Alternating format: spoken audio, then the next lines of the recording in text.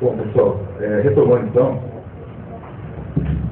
eu queria dar uma revisitada aqui esse quinto eixo temático, que é o tempo presente e a esfinge de Marx.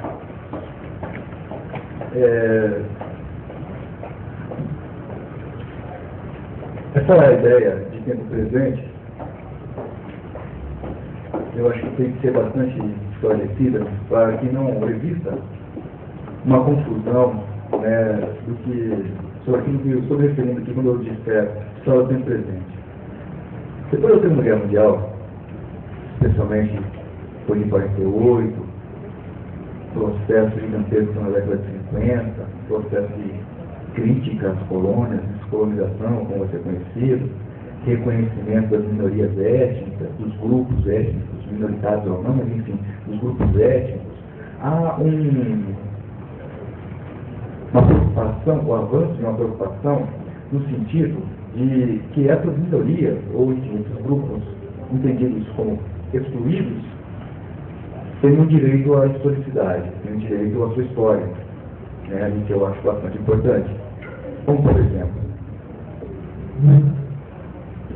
grupo, vou dar alguns exemplos, de homossexuais, grupos indígenas, grupos étnicos em geral, em qualquer parte do continente, as particularidades da cultura oriental, como por exemplo a Índia. Quando a gente fala Índia, dá aquela visão homogênea, mas não existe uma Índia homogênea, como existe no Brasil homogênea, e assim em qualquer outra região. As várias particularidades das manifestações culturais passam a reivindicar o seu espaço na história.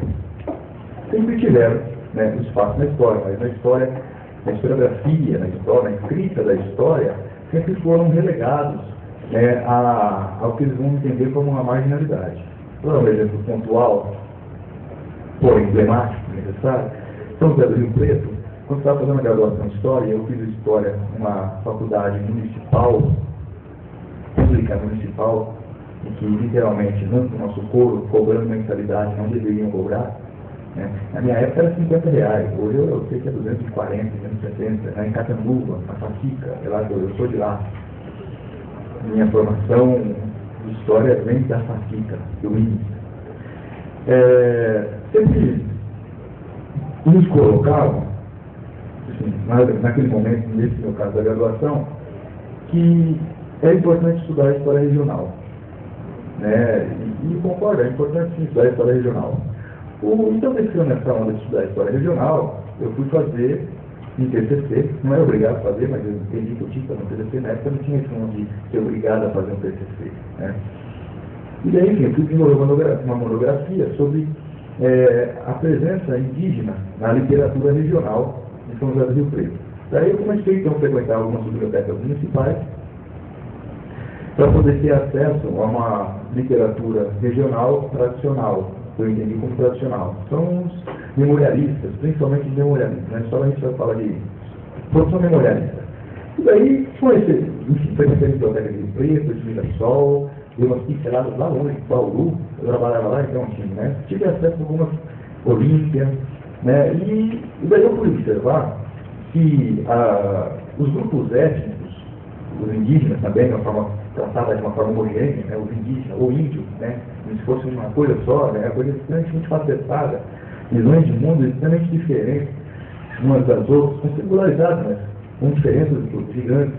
Enfim, eu pude observar que nessa produção memorialista desenvolvida nessa cidade, especialmente no Preto, o papel do índio era relegado a algumas páginas. Na melhor das hipóteses, tinha uma escritora rio-pretense, de Norada do Vale, hoje já falecida, ainda bem que ela pôde ouvir a crítica viva, para não adoecer covardias alguma.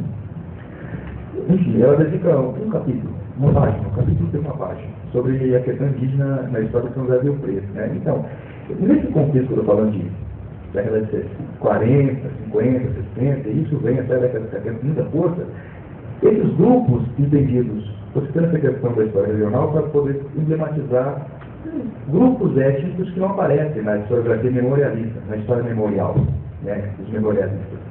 E esses grupos vão reivindicar a sua presença na história, sua presença na história oficial, principalmente. E nesse contexto, passa a surgir gigantescamente um procedimento técnico e metodológico de produção de história, que é justamente o que nós chamamos de história oral. Começa-se a valorizar a oralidade. A academia começa a buscar a valorizar a oralidade. As histórias passadas de geração em geração, de povos que não são escritores, mas, enfim, têm a sua intelectualidade humana e passam esse conhecimento de geração para geração. É claro que a academia não aceitava isso. Se pensar em 48, nossa, quando você fala historiador que trabalha com história oral, imagina, isso aí não é fonte, porque é altamente subjetivo. O que a pessoa vai falar, você vai lá, vai coletar depoimentos, vai desenvolver interlocuções, enfim, a princípio da entrevista, o que você acha disso? O que você acha daquilo? Ou, você pode me chamar para mim? Isso evoluiu, eu trabalho com o conceito de interlocuções. Você, por exemplo, se aqui fosse para fazer entrevista com você, não tem que entrevista. Pode ser que está voltando aqui, mas enfim, você faz mais que eu, provavelmente. Você pode ter um papo, trocar ideia, e dessa própria ideia eu vou tentar entender alguns posicionamentos do grupo. Mas isso hoje, isso é muito recente, década de 90 para hoje. Mas em 48 e 50, os historiadores se negam a trabalhar com essa ideia de história oral, porque acreditar ainda influenciados, olha só, em 1948, 50, 57, muito influenciados pela ainda história positivista, porque o documento, a verdade, objetiva, a verdade, aqui, o documento escrito, o documento oral, o depoimento, a oralidade, não era confiável, não era possível sair dela entendê-la como uma fonte fidedigna da realidade. Isso é uma falácia, porque eu posso falar, não usa, porque a fala é subjetiva, o cara pode estar mentindo. Posso fazer a mesma coisa que o seja escrito, literalmente a mesma coisa. Então, essa ideia de papel, o documento do historiador do papel, ainda é uma influência rankiana da historiografia, do historicismo alemão na historiografia ocidental. E daí o que acontece? Essa ideia de fazer história através da oralidade, os grupos vão começar a construir sua história, ainda é muito grotescamente gravando as entrevistas e tal, pegando depoimentos, o que você achou aí? Da Guerra Civil Espanhola, e isso tudo vai fazendo experiências novas para a historiografia, muito importante, que vai fazer com que se trabalhe com um conceito que é o conceito de história do tempo presente. Ou seja, eu vou entrevistar os franceses, vão chamar muitas vezes de história quente, história cotidiana. Eu prefiro história do tempo presente, porque não é uma nomenclatura mais forte inteira lá. Então o que acontece? A história do tempo presente passa a ser um instrumento muito importante para a legitimação desses grupos minoritários, principalmente excluídos da história oficial. É a visão romântica, observaram? A visão romântica. Eles nunca foram excluídos. Mas esses grupos não entendidos com aspas aqui, excluídos, vão aceitar isso, é claro, é evidente, vão aceitar isso, porque é uma forma de dar voz. Alguns pós-modernos chamam de o outro, o olhar do outro. Os pós-modernos adoram falar isso aí. É o deleite dos pós-modernos, lança um olhar do outro. Tudo bem, é um olhar do outro, o outro vai dar a posição dele. Mas isso não garante que é a verdade histórica. O fato é, a função do historiador é pegar esses vários documentos e poder tentar entender. Quando a gente fala de história do tempo presente, e aqui, eu estou falando, vou falar bastante agora, literalmente história do tempo presente, eu queria que nós entendêssemos que transito sim por essa concepção de história do tempo presente, ou seja, a história do cotidiano, a história em que os personagens ainda podem falar sobre um evento, sei lá, por exemplo, se a gente pegar a crise de 2000 na Argentina, as pessoas que participaram de várias manifestações públicas. É possível pegar essas pessoas que participaram e, a partir dos depoimentos dessas pessoas, tentar entender aquele fenômeno, aquela manifestação política, pública e tal. Então, eu acredito que a história do tempo presente é muito importante. Mas, porém, entretanto, e como preceito, eu digo o seguinte: a história do tempo presente não é necessariamente só uma história escrita através dos personagens que participaram e que estão vivos. É muito difícil, eu tentando uma seara aqui de ferramenta, porque a história do tempo nos leva a fazer várias programações. Primeiro, a história do tempo presente é a história do pessoal que está vivo? Tem uma programação. A história do tempo presente é uma história do pessoal assim, que tem uma parte viva, uma parte que já morreu, ou seja, faz 20, 50 anos, só tem presente. A história do tempo presente é quando? É agora, no imediato. É só agora, nesse encontro de história do tempo presente. Então, são programações importantes que o historiador tem que fazer quando ele se propõe a trabalhar com essa história do tempo presente. Porque, por exemplo, história do tempo presente aqui, que eu estou chamando de história do tempo presente, não é história do tempo presente para eu, Jean, para nós, aqui no 7 Marx.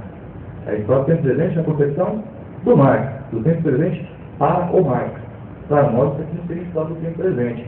Né? Então, quando eu estou falando de história do tempo presente para Marx, tentando deixar claro que é a preocupação do Marx com o tempo presente dele.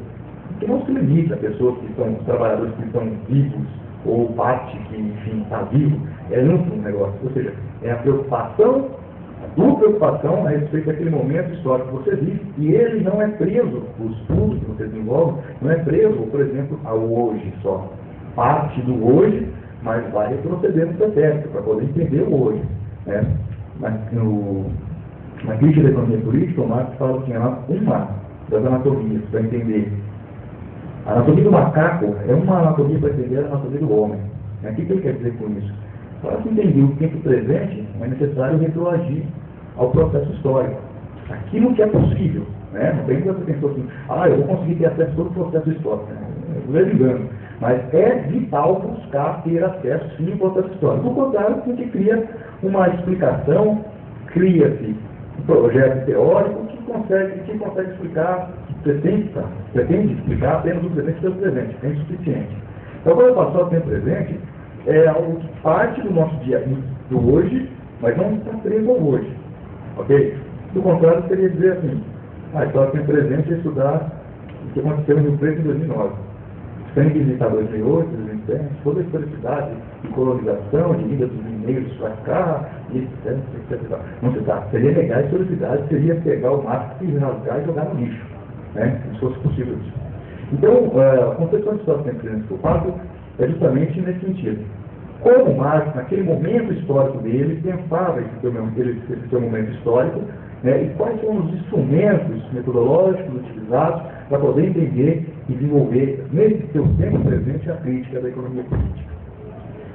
Pois bem, feito esse esclarecimento, eu posso falar de um outro tipo de história do tempo presente, que é essa que começa após a Segunda Guerra Mundial, etc. e tal, vai ter uma influência muito forte nos trabalhos da sociologia, da historiografia francesa, né? Não é só francesa, norte-americana, gigantescamente. A Universidade de Chicago é uma das primeiras a postular em trabalho de historiador e de sociólogo com a história oral. Né? É um trabalho que está inicialmente agradando as minorias étnicas, mas está também nesse seu início sendo desenvolvido, o trabalho com história oral e tempo presente, por políticos interessados em se aproveitar do processo de descolonização da África e da Ásia, por políticos interessados, né, em lançar-se nas políticas nacionais da América Latina e em qualquer outra parte. Né? Estou falando de político contratando historiador para escrever a história do tempo presente dele. Né? E aí é lógico que envolve o quê? Toda uma série de mentiras, toda uma série de ideologias. A história contada coloca aqui, por exemplo, vou dar um exemplo, vai? Como Guarani Yandeva, da região paraguaia, argentina e brasileira, como os heróis, a República, eu ouvi falar isso? A República Comunista dos Guaranis. Eu ouvi falar isso? Né?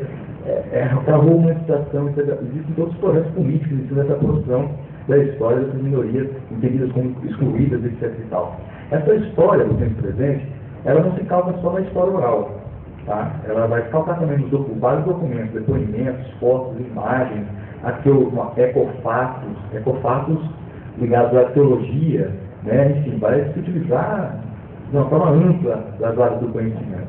Porém, bastante enviesada com os interesses políticos de quem contrata o serviço do historiador. Tudo bem. Essa concepção de história do tempo presente passa a ser criticada gigantescamente pelos críticos, desculpe aí a redundância, mas enfim, ela passa a ganhar com constância, né, a crítica dos intelectuais, principalmente dos marxianos, né, dos militantes marxistas, e daí o que acontece? Vai passar por uma série de reavaliações. Chega um momento da história, da historiografia francesa, em que esse grupo que eu falei no início, na parte aí inicial, dos anais começa a ganhar uma hegemonia muito forte na política nacional francesa, na década de 40 e 50 especialmente. Né? E aí eu estou falando de uma segunda geração dos anais, né, liderada por Fernand Braudel. Esse Braudel, ele vai ser uma pessoa extremamente articulada com a burguesia liberal francesa. Né, e vai postular o quê? Nos veículos de comunicação, em massa, jornais, rádio, TV, a presença do historiador. A presença do historiador francês. Né, a presença do historiador, tudo bem, não é francês, mas é ligado, principalmente em francês, mas ligado ao grupo dos anais, ligado a essa segunda geração. Isso é muito importante, isso é uma herança que o Braudel vai deixar para uma outra geração de historiadores franceses ligados também a essa série de institutos criados na década de 50 e que vão se triplicar na década de 60 e 70 principalmente. O Braudel sai no final de 70, de 60, né, e a década de 70 vai ser iniciada, assim, entendida, como o início de uma terceira geração da escola de historiadores do livrinho lá, Análise. Essa terceira geração, ela postula a continuidade das grandes sínteses, das grandes narrativas sobre a ordem feudais, do seu pai gerador, Michael Bloch, da questão da Revolução Francesa de Michelet, né, do outro grande pai, que é o Richard Feldman, e daí vai postular a continuidade gigantesca de defesa ao Fernand Braudel, como grande historiador da história econômica dos tempos da curta, da rápida duração, da longa duração. Mas na realidade é uma falácia. Eles não vão fazer isso. Por mais que eles idolatrem, né, essa segunda geração e a primeira geração dos anais, a terceira geração ela vai, claro, menos, mas hegemonicamente é uma terceira geração que vai se apropriar demais dessa metodologia da história do tempo presente para atender interesses políticos ainda ao qual a geração segunda dos anais como interesses da classe burguesa, da classe hegemônica. E aí é necessário montar o time. Né? E daí, quando o Braudel ele deixa a segunda geração dos anais, eu estou falando isso porque tem uma historicidade desse negócio de só ter presente. Né? Porque senão correu o risco de confundir essa historicidade com a concepção de só ter presente do Marx, aí caiu por cento da proposta aqui.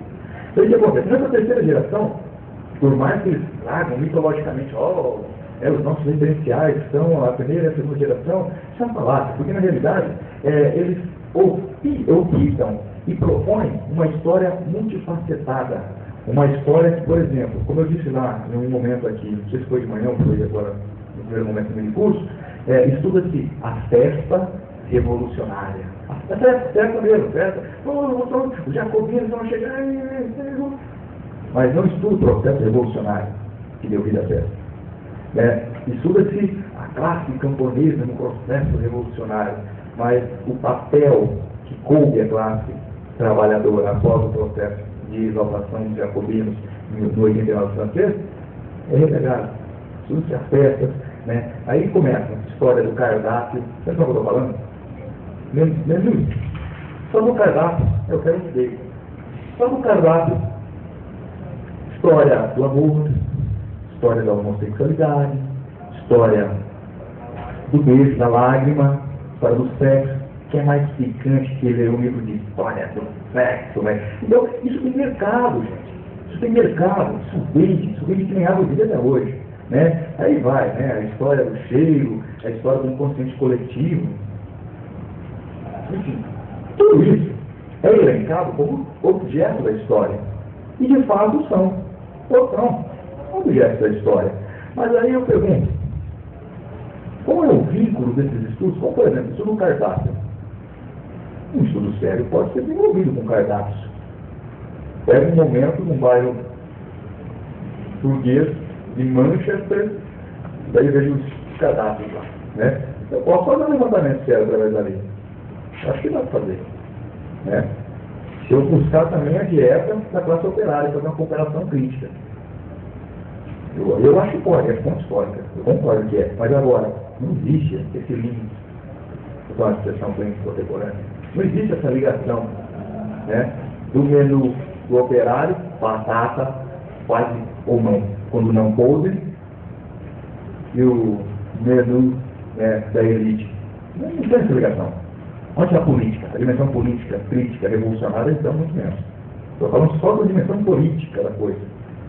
Estou nem falando política revolucionária, tem que ser essa. Mas estou falando só de mesma política. Não tem, é baseado. Né? É a questão de dar acesso à cultura. Aí entra o quê? Uma centralidade. Mas você explicar por quê, Marcos? Há uma centralidade da cultura em detrimento da centralidade da política revolucionária. Ou seja, a cultura passa a ser o centro das redenções. Não se trata de negar a cultura, por favor, hein? Mas o fato é, a cultura é o elemento explicador de tudo. Retorno Marx. Retorno Marx. Não se come cultura. Cultura não mata a fome. E não precisam os culturalistas ficarem preocupados. Ninguém arranca a sua cultura assim, de uma hora para outra. Né? Isso é discutível, hein?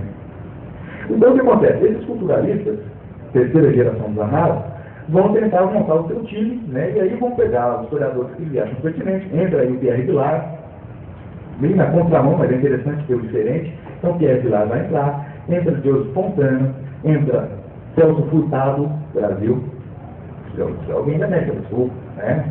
Quem? Celso Furtado. Quem conhece um pouco o pensamento de Celso Furtado vai entender que isso tudo a ver mesmo para poder fazer parte dos análises liberais, né? Desenvolvimentistas. Então, enfim, cria-se um time gigantesco e a história é o quê? É buscar escrever a história da humanidade, mas através das migalhas. Como a Jéssica falou aí, Lilian Stein, cadê a Jéssica? Não é não? Jéssica saiu? Que isso? Não é uma meia tarde, não é você. E daí o que acontece? Aquela ideia ela disse agora há pouco, né? Só para reforçar, ela disse, do barquinho, né? Vamos colocando as migalhas e vamos construindo a história. Tem um historiador francês, chama François Doss. E o Doss, ele vai na contramão disso aí. É lógico, ele vai na contramão porque ele foi convidado a participar. Ele vai na contramão. Tem um outro historiador que, tal qual o Doss não faz parte dessas gerações aí, de história sempre acontecendo compartilha da história sempre presente, ou história de galha, que é Guy Board e de Martin. Ele escreveu um livro chamado Escolas Históricas. Eu indico esse livro a todo mundo. Esse livro é extremamente importante. Ele traz uma análise crítica de toda a história marxista, marxizante, vamos chamar assim, e bota aí também no bojo toda essa tradição historiográfica francesa, uma análise altamente crítica, né, altamente interessante. Mas o fato é o seguinte, então a história do tempo presente, ela fica presa a essa história migalha. Depois eu vou voltar aqui a questão da história migalha. Mas, ou seja, eu vou estudar o banco, eu vou estudar o cheiro, eu vou estudar etc e tal, e, descolar por uma totalidade. Né? É como se fosse, ou não, é literalmente estudar o fenômeno. É o fenômeno. Reproduzir o fenômeno. Né? E aí acredito que isso, a situação de mais-valia está rolando solto. O capitalismo está produzindo a todo vapor e reestruturando a todo momento. Mas não se toca nisso. Não se toca nisso. Então, esse tempo presente para Marx é bem diferente. Né? Quando a gente fala aqui essa proposta de entender o conceito de história em Marx e uma história do tempo presente, não está comungando com essa historicidade que eu apresentei aqui muito rapidamente, da história do tempo presente dos análises. É claro que minha formação passa, né, como qualquer um que estuda história no Brasil, não é só no Brasil não, na Argentina também, no México, vai passar pela historiografia francesa. Seria a ilusão também legal. Mas o fato é, eu não compartilho dessas ideias em seu absoluto. Né? Eu acho que é pertinente a história do tempo presente, ela é necessária, mas o meu referencial aqui para essa concepção de história do tempo presente não está na França. Não está na França. Está na Inglaterra, de meados do século XIX, se quisermos retroagir, está em Bruxelas, está em Paris, está na Prússia, né? Está em Marx. A concepção de história do tempo presente que eu possuo aqui não é a francesa, né? É a marxiana. Né? Que é qual? Qual é a concepção de história e tempo presente para o Marx? Observa, um deles faz uma diferença gigante. Não é a história do tempo presente francesa. É a concepção de história e tempo presente para Marx. A história e o tempo presente do Marx é extremamente indissociável, diferente dos franceses, que dissociam, para entender o tempo presente, a historicidade dos fenômenos que se apresentam no tempo presente. O Marx entendeu o tempo presente, para que isso ocorra, existe uma condição sine qua non, uma condição sem a qual não é possível acontecer o entendimento do tempo presente. Qual é? A historicidade daqueles fenômenos do tempo presente. Aí está a questão. Essa historicidade, vamos chamar assim, da economia política do tempo do Marx, e todos os fenômenos da economia política, não são claras, como outras não são. Né? Aí vai o quê? Há de fazer o quê? O desvelamento de todo aquele discurso que naturaliza as relações sociais naquele fala que ele tem presente no Marx. E aí é imprescindível o estudo da história. Né? Isso, observa, isso remete a uma dificuldade muito grande, que a história, estudar a história, ter acesso ao processo histórico, significa fazer e promover, portanto, uma série de desvelamentos desse processo histórico que nos é apresentado, digo até hoje, de forma natural. Como, por exemplo, desde que o mundo é mundo, as coisas sempre foram assim. Mentira. O salário não está bom, mas todo lugar é assim. Bom, isso vai ser verdade, todo lugar é assim. Mas o fato é, nem sempre, né, o trabalho teve essa concepção que tem hoje. Né? Então, é importante desvendar essa historicidade. E para fazer esse trabalho, o Marx, como qualquer um que se propõe fazer isso, né, tem uma empreitada gigantesca.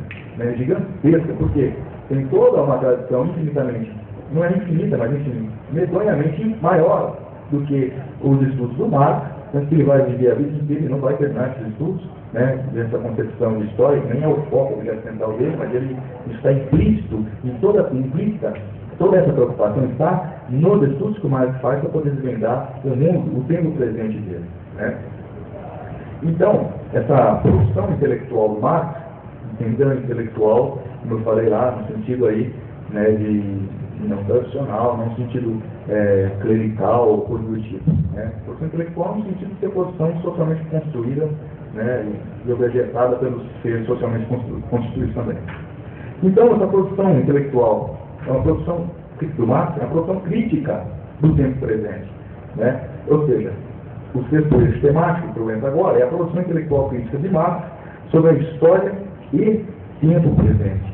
Né? O Marx, ele, em 1867, o Marx está produzindo uma história do tempo presente crítica, não contemplativa, como por exemplo, pensa o senhor Jacques Legoff, manda-chuva, junto com o Jacques Revers, da terceira geração dos Amados. Não é uma história contemplativa dos monumentos históricos, é importante dar momento histórico.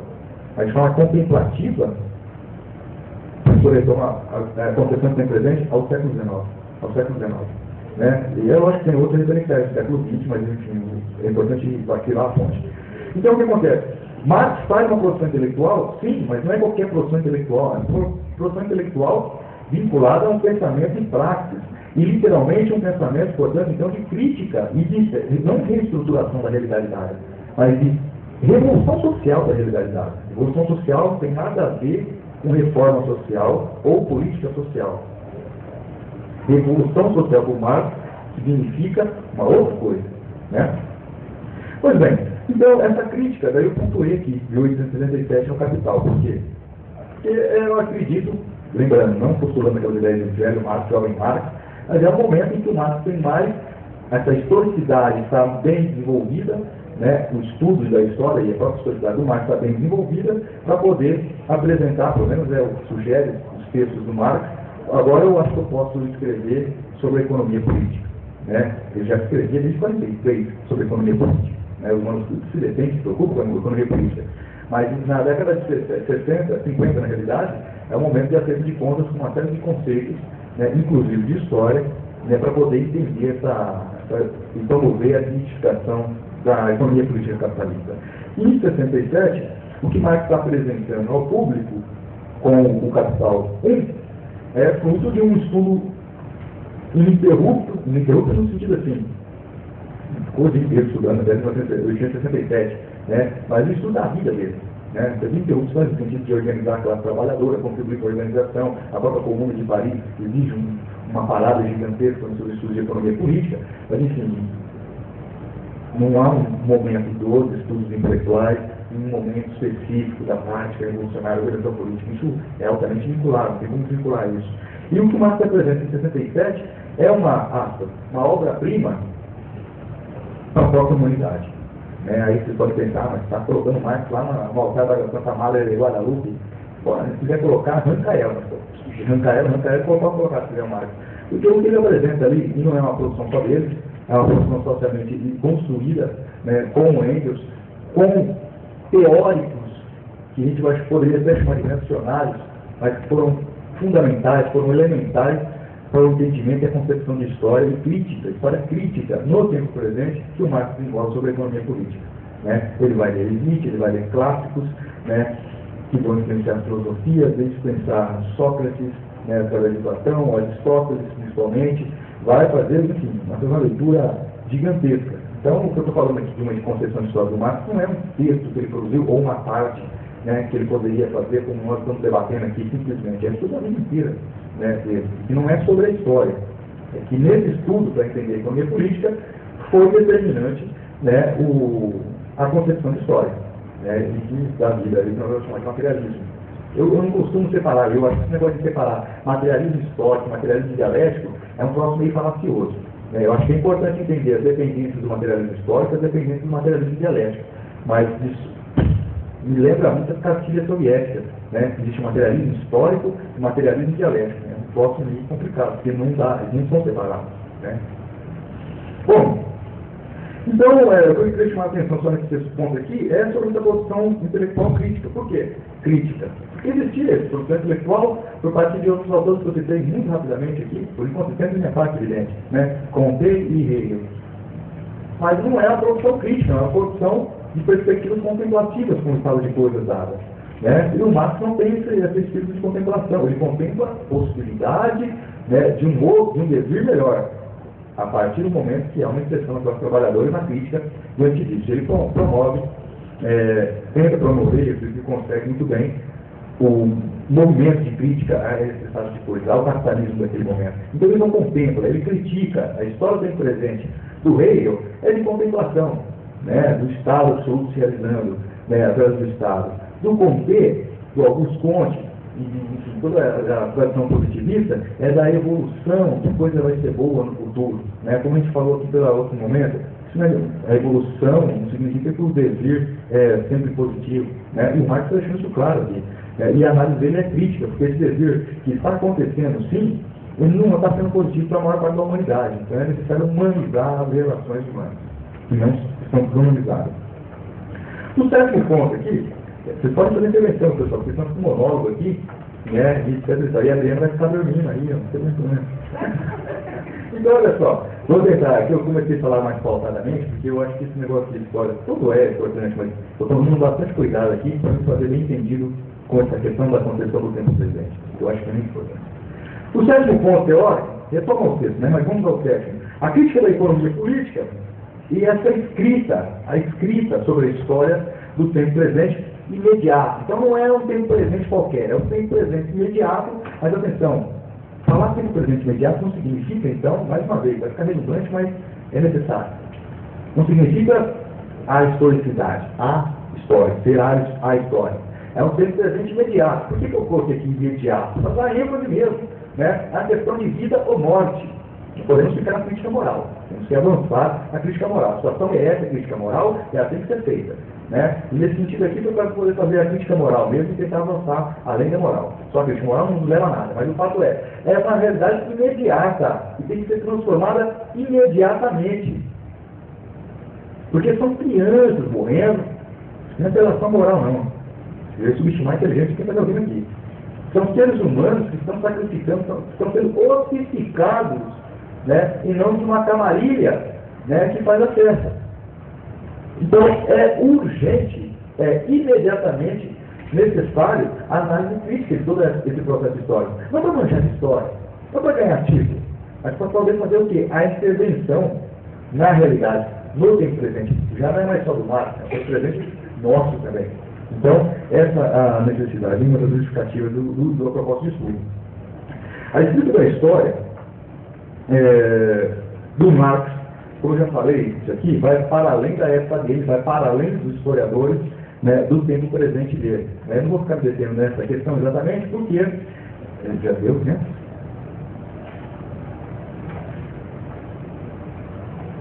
Esse jogo aqui foi, hein? Estou para... Não vai dar, não. Olha só, eu sei que está cansativo, né? Mas enfim, eu vou. Daí para fazer tudo isso aqui, estilo aula de cursinho. Com certeza, ela vai acordar. Mas ó, é certo. Trata de. Para poder acessar, se tiver um Nietzscheano aí, se trata do futuro da humanidade. Né? Então, só para acessar o Nietzscheano aí. Tem algum Nietzscheano aí? Tem não, os Nietzscheano normalmente eles são bicoders, né? Mas é bom. Não é a crítica ao Nietzsche, gente. O Nietzsche merece crítica, tem críticas a ele, mas ele precisa conhecer para criticar também, né? Mas, enfim. Então, o escrito da história no Marx, para além dos historiadores, é só para poder fechar um pouquinho onde eu comecei. Né? Está muito além da história historicizante, está além do que a gente chama de historicismo. Tem um lance assim, não pode confundir, o historismo e o historicismo alemão. São duas vertentes, dois paradigmas do pensar a história, muito fortes na escola metódica alemã, do meados do final do século XIX, e que tem uma diferença muito grande. Vamos lá. Vou chutar aqui, mas é o questão do tempo também. O historicismo é a influência, não posso falar assim, reduzir mais, mas o historicismo é uma escola, um paradigma, é uma forma de pensar a produção da história muito influenciada pelas ideias positivistas. Não só Auguste Comte, mas de todas as manifestações possíveis do positivismo. Né?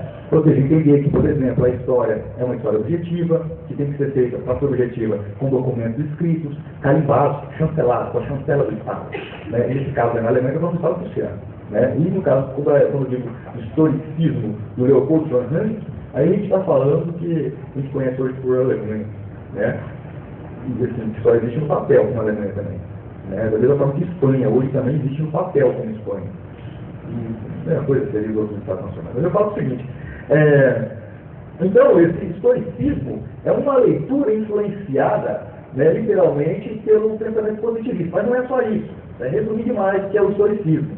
Né? O historicismo também é uma corrente filosófica para poder, não é só escrever história, fazer a escrita de uma história, né, mas para poder também legitimar e justificar o estado de coisas, né, e literalmente a exploração da classe trabalhadora. Como, por exemplo, né, que a sociedade, essa ideia está bem composta lá no curso de filosofia positiva do Comte, que a sociedade é um corpo, ok? E como tal, quando alguma parte estiver doente, ela tem que ser curada, né? E se for um câncer na ponta do dedo, arranca a mão.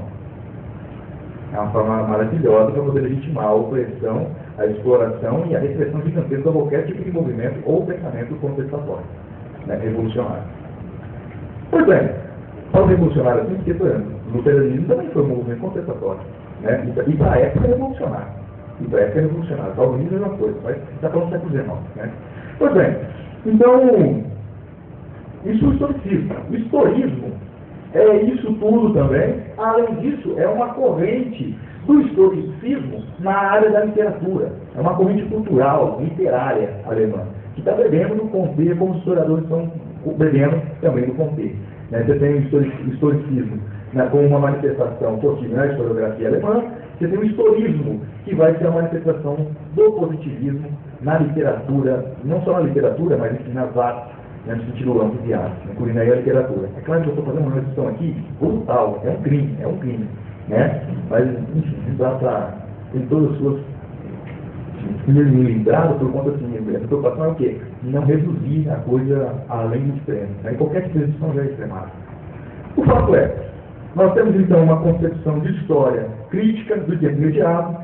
Essa escritura de história vai para além de todos esses paradigmas como modelo, né? Simplesmente assim, como modelo de produção da escrita da história, automaticamente de compreensão dessa história escrita e de intervenção nessa realidade imediata. Né? Marx está fazendo altamente diferente disso.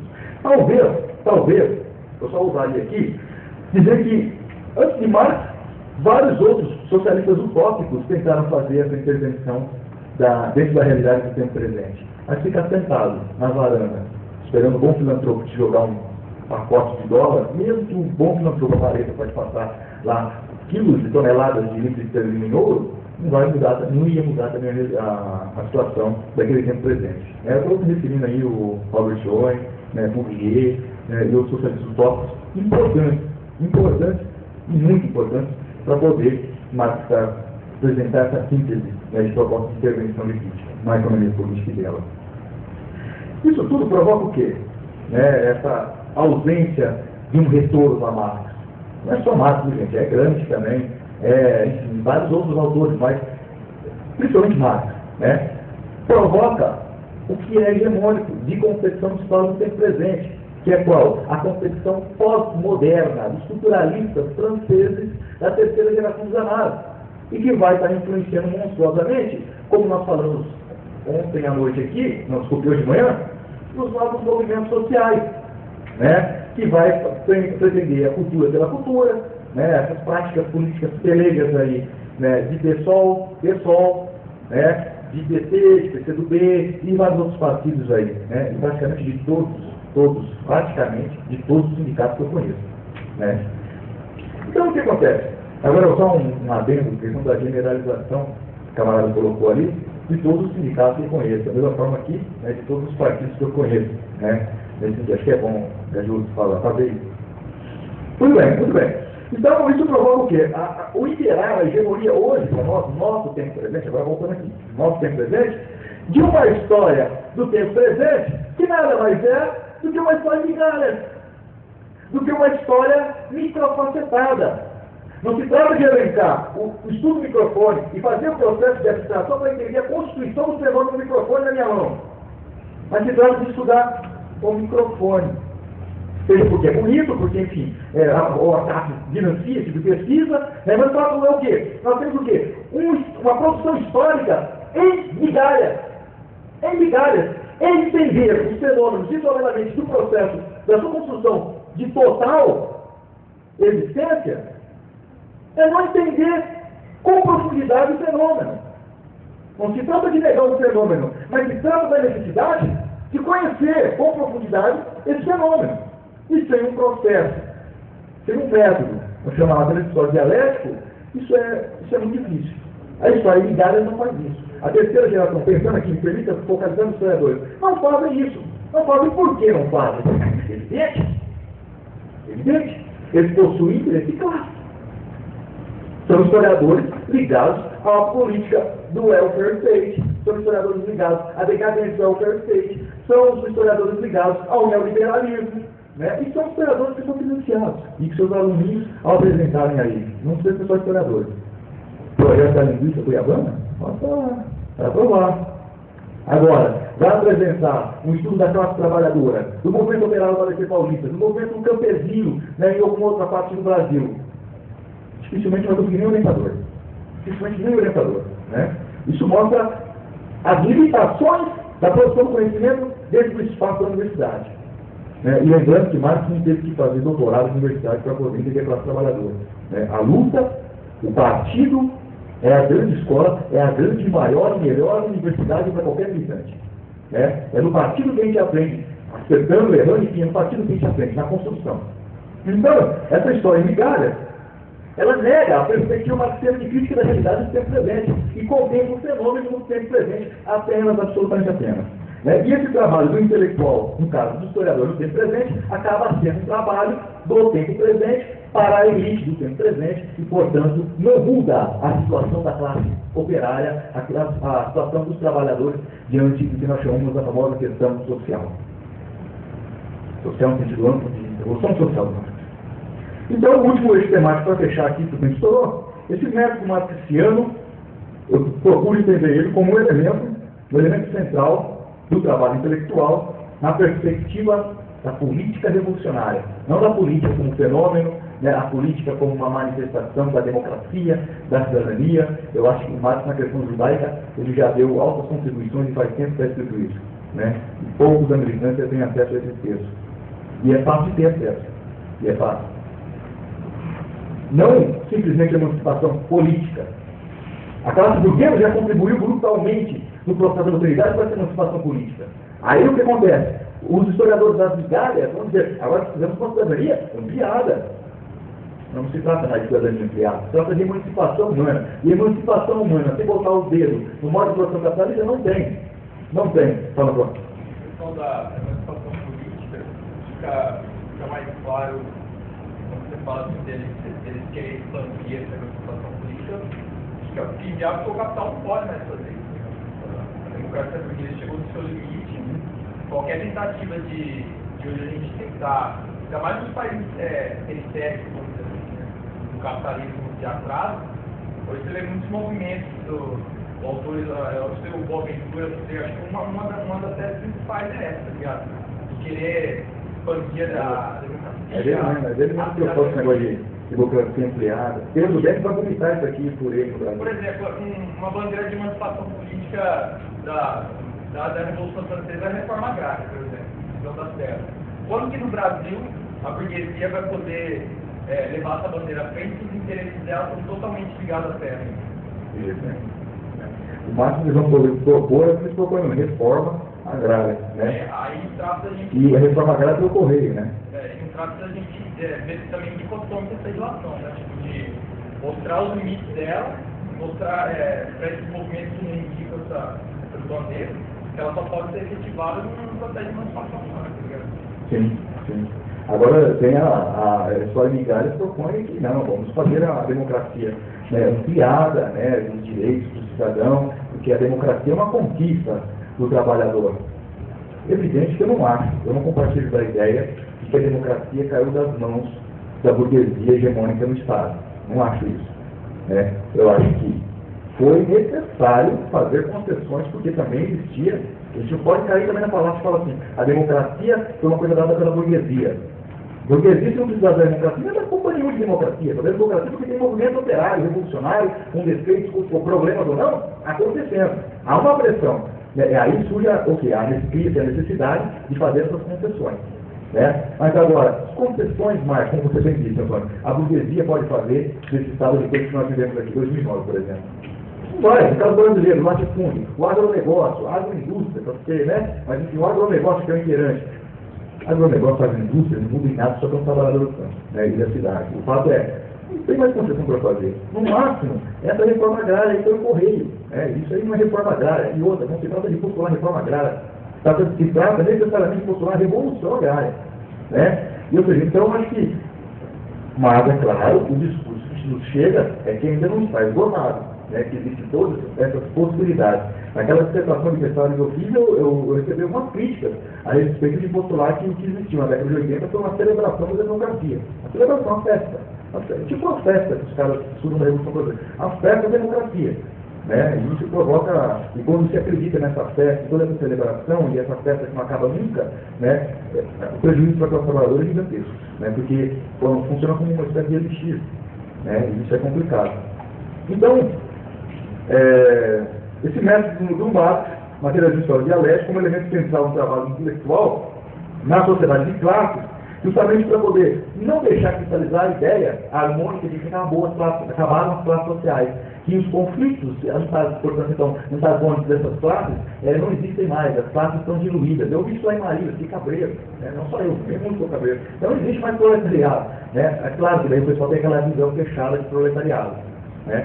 De proletariado, o que é proletariado? Né? Na visão do Marx, né? E o que é o proletariado nos dias de hoje? Entendo que Marx se refere ao setor altamente produtivo e vital para o funcionamento ou destruição do modo da economia política. Não quer dizer que Marx não considera o tiozinho que vendia ovos numa feira ou qualquer outro tipo de trabalho. Mas a questão é, qual é o elemento central da economia política capitalista que deve fazer uma revolução? Não fazer revolução porque quer, pela inconsciência. Querendo ou não, a única classe capaz de fazer a consciência destruir não é porque cansa de puritano e consciência de classe, eu milito pra caramba. É porque, literalmente, a classe trabalhadora é o germe da contradição brutal da acumulação capitalista. Né? E por isso, Marx entende que o proletariado é uma classe revolucionária. Não é por questão moral, teórica, como os iluminados, ou ainda, ó, o pessoal está fazendo curso de formação política, vai ter que fazer, lógico. Mas o fato é que no sistema produtivo, o papel do trabalho é literalmente de enriquecer cada vez mais o capitalista, mas literalmente que faz isso, ele também, no processo de produção, ele se autodestrói cada vez mais que ele recebe trabalho, cada vez mais que ele se estranha em cima do processo produtivo do trabalho recebido. Né? E automaticamente, né, isso vai provocar várias crises. Ontem à noite, se falou da crise econômica, o tempo é muito curto, né, para falar da crise econômica. Eu acho que o seminário se propõe a falar de crise econômica. Hoje aqui não falei tanto disso quanto o seu mini curso. Né, é muito importante avançar sobre a discussão dessa crise econômica para a gente poder ficar reduzindo a crise econômica a uma bolha financeira, uma bolha imobiliária, né, ou ainda financeira, mas ligar, sim, a crise econômica histórica do capital, nessa de hoje histórica, à própria forma de funcionamento do sistema produtivo do capital. Né, vai ter sempre crise enquanto existir o capital. Pois bem, e em contrapartida, então, a história literária, a concepção de história de Marx postula que ela deve ser retomada, não no sentido romântico, mas no sentido também de criar a produção do conhecimento, que é altamente vinculada ao processo de revolução. Né? Nesse sentido, Marx não tem como vincular. Porque há uma negação dessa construção de conhecimento histórico engajado politicamente. E aí vem o discurso da crítica à moral revolucionária. Porque o historiador não pode dar a sua posição. Negam, os pós-modernos, negam a identidade do sujeito, a centralidade do sujeito no processo de construção do conhecimento, criticam o positivismo, né, mas literalmente acabam também, ao mesmo passo, entrando em contradição ao criticar o positivismo, porque acabam reificando coisas que até mesmo o positivismo era o contrário. Como, por exemplo, a estatização não é um termo feliz, mas enfim, o não movimento da história. Bom ou ruim, nem isso o positivismo conseguia conceder. Os pós-modernos negam a historicidade, negam o discurso da necessidade da retomada, do retorno da centralidade do discurso político revolucionário na produção da historiografia. Porque acreditam que isso é moralismo, e etc e tal, e que isso não nos leva a nada. Afinal de contas, eu vos pergunto, o que faz os veículos de comunicação de massa da burguesia todos os dias? O que estão fazendo os veículos de comunicação de massa, por exemplo, a TV, em relação, por exemplo, àquela do Muro de Berlim?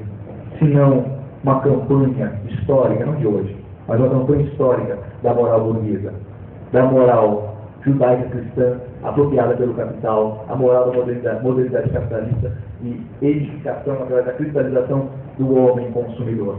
Os pós-modernos fazem um favor gigantesco aos capitalistas ao criticarem a perspectiva revolucionária da produção do conhecimento. E isso tem que ser extremamente combatido. É claro que isso é todo um desafio. Tentar trabalhar tudo isso na universidade, nós não falamos aqui hoje, é um desafio gigante. Porque a aceitação, o camarada até me alertou, eu acho que uma hora vai acabar o diálogo. E eu estou contente que uma hora vai acabar o diálogo. Por quê? A universidade é burguesa, a maior parte dos intelectuais são burgueses, muitos postulam-se marxistas, não são marxistas hóstias nenhuma, e não se discurso moralista, são marxistas, mas o fato é, qual o seu comprometimento com a prática revolucionária? Ou ainda, você milita onde? Estou dúvida.